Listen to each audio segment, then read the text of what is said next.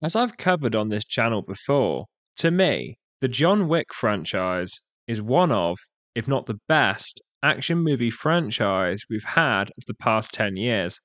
As I explained in my video on it, it revolutionized the action movie genre by having former stuntmen be the directors, enabling the whole film's action sequences to be shot in a way that we hadn't seen for a long time, especially coming off the back of the early 2000s, where what I termed in that video a shaky cam syndrome seemed to dominate the action sequences, making them unclear and less exciting. John Wick flipped the script on all of that back in 2014, showcasing a new style of shooting action, incorporating Brazilian Jiu-Jitsu and Judo into the action sequences in a way that we'd barely ever seen before, and enhancing the gunfights, and of course, shooting the action with longer takes and wider shots, requiring more intricately designed stunt sequences, meaning the actors themselves had to train to a level in which they could perform them comfortably and believably.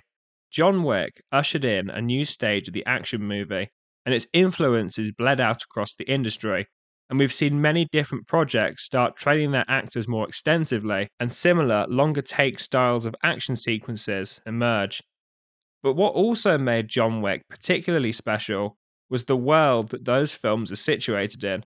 It's a world filled with a rich history and tapestry of characters and mythology.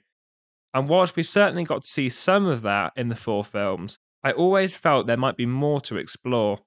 Which leads me neatly on to Ballerina, an upcoming John Wick spin off film set to release at some point next year. The film stars Ana de Armas, a rising Hollywood star having appeared in films such as Knives Out, No Time to Die, and Blade Runner 2049. De Armas plays the character Eve, a young female assassin seeking revenge against the people who killed her family following her training in the traditions of the Ruska Roma. It's a pretty simple premise. That's all it really needs to be. What makes the John Wick films so compelling are the action sequences and the assassin underworld in which these stories take place. Not super complicated or intricate plots. You go into these films expecting top-notch action, and from the looks of this trailer, this film looks to absolutely deliver on that front. The action looks to continue the style seen in John Wick, with long takes, wider camera angles, and a beautiful blend of martial arts and gunfights. Even from the trailer alone, the action looks creative and interesting. This, for instance.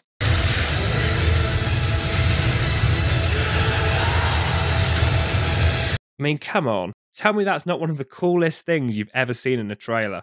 As the trailer shows, the film also features the three main characters of the John Wick franchise: Ian McShane's Winston, the late Lance Reddick's Sharon, and Keanu Reeves as the iconic John Wick.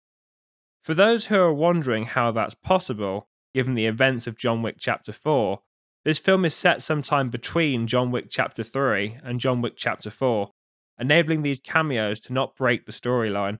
It's also nice to have a way to include those iconic characters from the John Wick films without ruining their storylines. John Wick's character arc is complete by the end of Chapter 4, so I'm glad that they're able to let the franchise drift onto other protagonists, especially given the setting is rich enough in lore to be able to do so successfully. This film also introduces Norman Reedus, of The Walking Dead fame. The franchise is a character called Pine, whom we know very little about at this point, but given that he's one of the cast's bigger names, we can likely guess that he is something along the lines of the central antagonist or an anti-hero in this story, which should be very cool and interesting to see. The cinematography looks absolutely gorgeous too, something the John Wick films also did very well, particularly with the club fight sequences, and Ballerina clearly looks to continue this tradition in the franchise. Overall then, this looks promising. I can't say much more, as we don't know all that much for now. But from the trailer, I'm willing to say that Ballerina is a film I'm excited to watch when it releases in June next year. I think this has the potential to keep the John Wick style of action and world alive, without watering down what made the original premise so endearing in the first place. And if you've made it this far, thank you so much for watching. And if you want to know more about what made John Wick so revolutionary to the genre, and the story of how that first film came to be, then the link to my video on it will be on your screen again now and in the description below. And if you're looking for more reviews, breakdowns, and film discussion videos, then please like and subscribe should you want to. Thank you.